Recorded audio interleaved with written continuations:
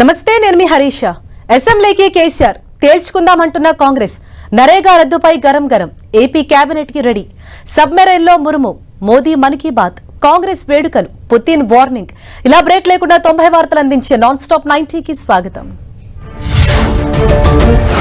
Telangana assembly సమావేశాలకు సర్వం సిద్దమైంది. సోమవారం ఉదయం 10:30కు సమావేశాలు ప్రారంభం కానున్నాయి. 3 నుంచి 4 రోజుల పాటు సభ నిర్వహించే అవకాశం ఉంది. ఇందులో ప్రధానంగా కృష్ణా గోదావరి జలాల హక్కులు పంపకాలపై చర్చించాలని సర్కారు డిసైడ్ అయింది.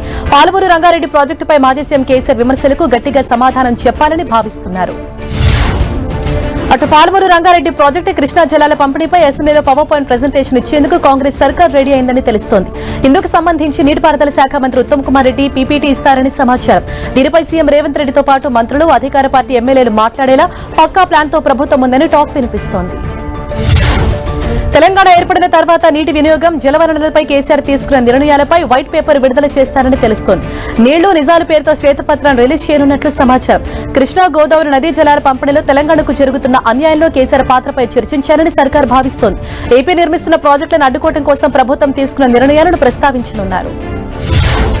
ఇక అసెంబ్లీ సమావేశాల్లో 7 బిల్లులు సభ ముందుకు రానున్నట్లు తెలుస్తుంది. జీహెచ్ఎంసీ పరిధిని పెంచి నగరాన్ని 3 ప్రత్యేక మున్సిపల్ కార్పొరేషన్స్ గా విభజించే ప్రతిపాదనపై చర్చించి బిల్లును ఆమోదించాలని ప్రభుత్వం యోచిస్తోంది. ఎంపీటీసీ, జెడ్పీటీసీ, మున్సిపల్ ఎన్నికల నిర్వహణ, బీసీ రిజర్వేషన్ల పెంపు అంశాలు అసెంబ్లీ సమావేశాల్లో చర్చకు రానున్నాయి.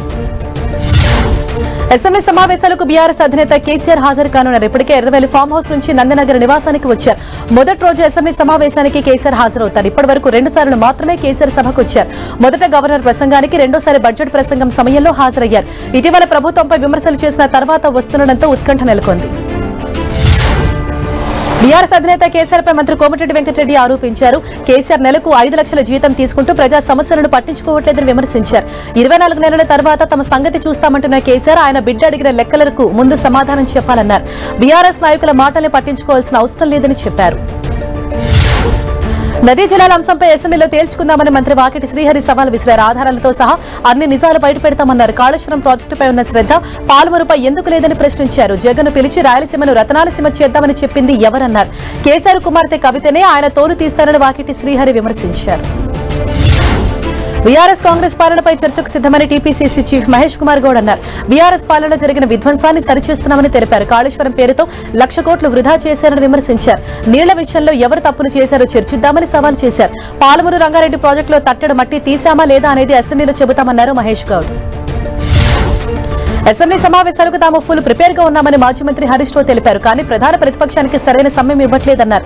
తమ సమయాన్ని కాలరాస్తున్నారని ఆరోపించారు. ఎక్కువ రోజుల సభను నడిపేందుకు ప్రభుత్వం జంకుతోందని విమర్శించారు.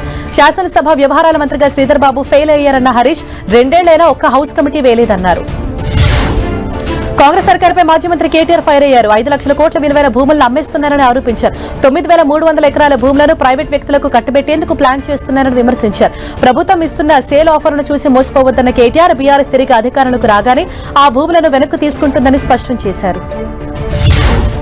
అసెంబ్లీ సమావేశాలకు బీజేపీ నేతలు పూర్తి స్థాయిలో సిద్దమయ్యారు. హైదరాబాద్లోని రాష్ట్ర కార్యాలయంలో ఎమ్మెల్యేలు, ఎమ్మెల్సీలతో తెలంగాణ బీజేపీ చీఫ్ రామచంద్రరావు సమావేశమయ్యారు.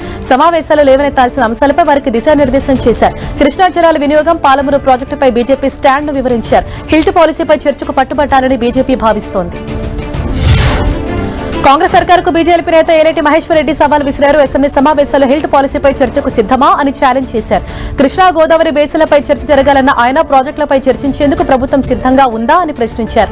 4 రోజుల పాటు అసెంబ్లీ శీతాకాల సమావేశాలు నిర్వహించాలని, 1-2 రోజులు పెట్టి మమా అనిపిస్తే ఊరుకోబోమని హెచ్చరించారు.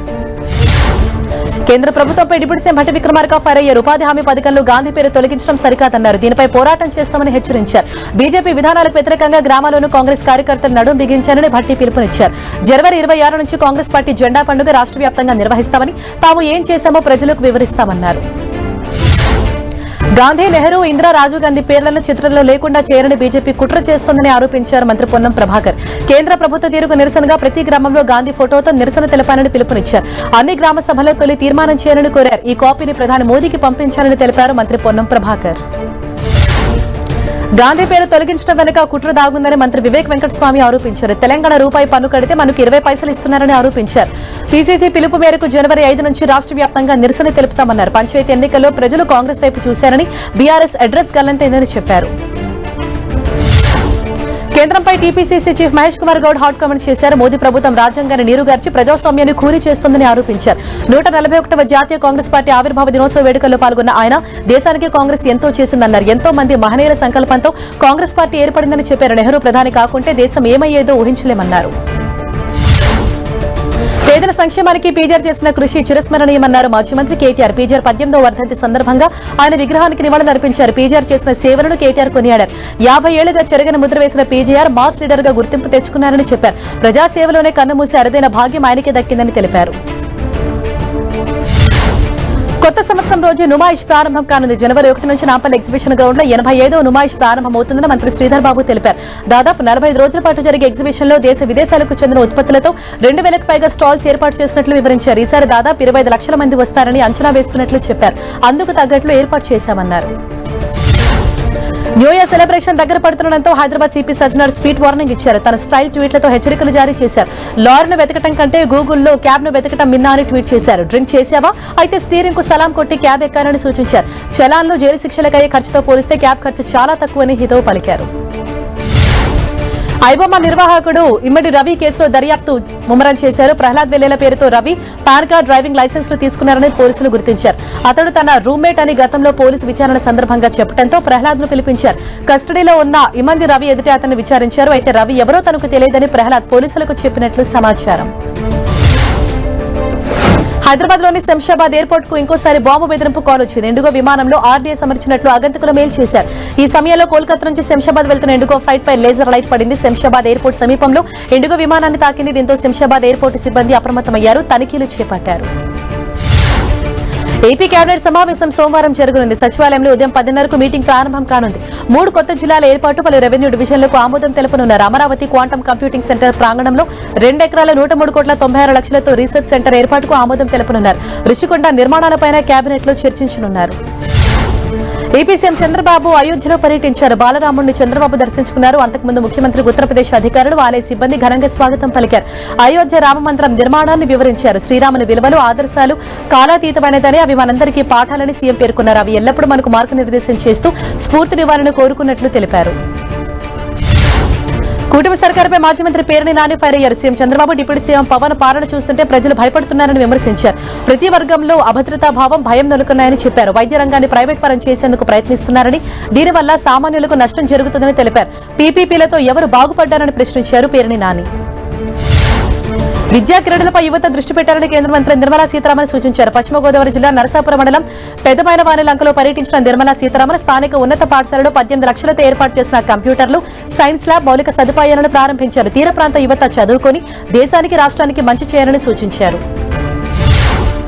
అటు కేంద్ర మంత్రి నిర్మలా సీతారామన్ దత్తత తీసుకున్న పశ్చిమ గోదావరి జిల్లా నరసాపురం నియోజకవర్గంలోని పెదమైన లంకలో తీర ప్రాంతాల రక్షణ గోడను శరవేగంగా నిర్మిస్తున్నారు. ఈ గ్రామానికి అన్ని వసతులను ఆమె సమకూర్చుతున్నారు.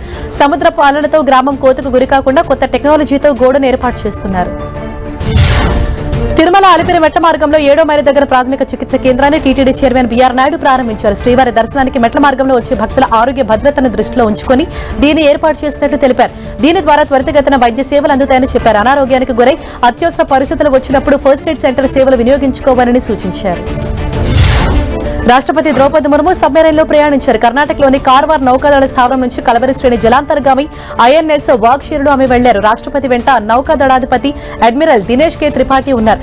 కల్వరి క్రాస్ సబ్మెరైన్ లో రాష్ట్రపతి ముర్ము తొలిసారి ప్రయాణించారు. గతంలో మాజీ రాష్ట్రపతి అబ్దుల్ కలాం ఇందులో వెళ్లారు.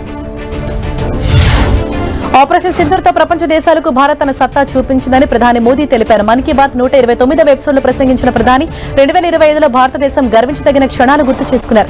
దేశ భద్రత పట్ల తమ ప్రభుత్వానికి ఉన్న చిత్తశుద్ధికి ఆపరేషన్ సింధూర్ నిరసనమన్నారు.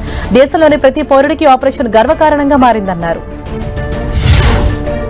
క్రీడలు, సైన్స్ పరంగా ఏడాది చిరస్మరణీయమని ప్రధాని మోదీ తెలిపారు. 12 ఏళ్ల తర్వాత టీమిండియా పురుషుల క్రికెట్ జట్టు ఐసీసీ ఛాంపియన్స్ ట్రోఫీని సొంతం చేసుకుందని, మహిళల క్రికెట్ జట్టు మొదటిసారి వన్డే ప్రపంచ కప్ ను గెలుచుకుందన్నారు. అంతరిక్ష రంగంలోనూ భారత్ తన ప్రతిభను చాటుతుందన్న మోదీ స్పేస్ లోకి వెళ్లిన తొలి భారతీయుడిగా శుభాంశు శుక్లాను చరిత్ర సృష్టించారని ప్రశంసించారు.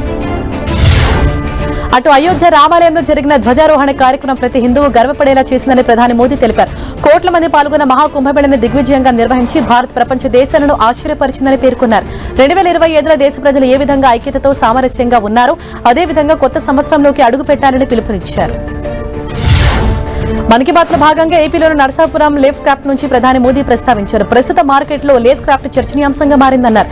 తరతరాల నుంచి మహిళలు ఈ అరుదైన కళను కాపాడుతూ వస్తున్నారని కొనియాడారు. ఏపీ ప్రభుత్వం నాబార్డుతో కలిసి లేస్ క్రాఫ్ట్ కళాకారులకు కొత్త డిజైన్లు, నైపుణ్యాలు నేర్పిస్తోందని, ప్రస్తుతం దీని మార్కెట్ వేగంగా విస్తరిస్తోందని చెప్పారు. సామాజిక, ఆధ్యాత్మిక, రాజకీయ కార్యక్రమాలను మారుమూల గ్రామాల్లోకి తీసుకెళ్లడంలో ప్రధాని మోదీ కీలక పాత్ర పోషిస్తున్నారని కేంద్ర మంత్రి కిషన్ రెడ్డి తెలిపారు. మన్ కీ బాత్ కార్యక్రమం ఒక చారిత్రాత్మకమైందని తెలిపారు. ప్రధాని మోదీ విదేశాల్లో ఉన్నా మన్ కీ బాత్ కార్యక్రమాన్ని కొనసాగిస్తారని చెప్పారు. దేశంలో పారిశుద్ధ్య కార్మికులకు గౌరవం తీసుకొచ్చిన గొప్ప నాయకుడు మోదీ అన్నారు.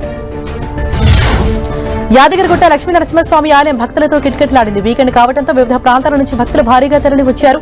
దీంతో ఆలయ ప్రాంగణంలో భక్తుల సందడి నెలకొంది. ఉచిత ప్రవేశ దర్శనానికి దాదాపు 2 గంటల సమయం పట్టింది. పార్వతీపురం మన్యం జిల్లా గుమ్మలక్ష్మీపురం హెచ్ గ్రౌండ్ లో ఆదివాసీల కందికొత్తల పండుగ ఘనంగా కొనసాగుతోంది. గిరిజనులు సంప్రదాయబద్దంగా నిర్వహించే పండుగకు కలెక్టర్ కుటుంబ సమేతంగా హాజరై సందడి చేశారు. వారితో కలిసి తుడుము కొట్టి నృత్యం చేసి అందరినీ ఆకట్టుకున్నారు. కందికొత్తల పండుగను ప్రభుత్వం తరపున అధికారికంగా నిర్వహించేలా కృషి చేస్తారని కలెక్టర్ తెలిపారు. హైదరాబాద్ దిల్షుక్ నగర్ లో ఉద్రిక్తత ఏర్పడింది. 4000కే ల్యాప్టాప్ ఇస్తామంటూ సోషల్ మీడియాలో చేసిన ప్రచారం వైరల్ కావడంతో జనం భారీగా వచ్చారు. దీంతో గందరగోళ పరిస్థితులు తలెత్తాయి. ఓ సంస్థ సెకండ్ హ్యాండ్ ల్యాప్టాప్స్ ను రిఫ్రెష్ చేసి తక్కువ ధరకి అమ్ముతామని కొన్ని రోజులుగా సోషల్ మీడియాలో విస్తృతంగా ప్రచారం చేసింది. దీంతో జనం క్యూ కట్టారు. కాంగ్రెస్ పార్టీ 140వ ఆవిర్భావ దినోత్సవాన్ని ఘనంగా నిర్వహించారు. ఢిల్లీలోని ఇందిరాభవన్ లో ఏఐసీసీ అధ్యక్షుడు మల్లికార్జున ఖర్గే పార్టీ జెండాను ఆవిష్కరించారు. ఈ కార్యక్రమంలో parliamentary party chairperson Sonia Gandhi, లోక్సభాపక్ష నేత రాహుల్ గాంధీ, కేసీ వేణుగోపాల్, సీనియర్ నాయకులు పాల్గొన్నారు.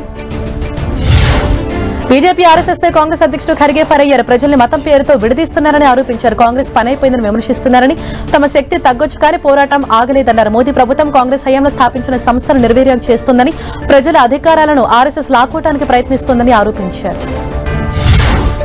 బీజేపీ ఆర్ఎస్ఎస్ ను కొనియాడుతూ కాంగ్రెస్ సీనియర్ నేత దిగ్విజయ్ సింగ్ చేసిన వ్యాఖ్యలు దుమారం రేపుతున్న దిగ్విజయ్ కు కాంగ్రెస్ మరో నేత శశి థరూర్ మద్దతు పలికారు. తమ సంస్థ బలోపేతం కావాలని తాను కూడా కోరుకుంటున్నట్లు థరూర్ తెలిపారు. దీనిపై ఎలాంటి చర్చ అవసరం లేదన్నారు.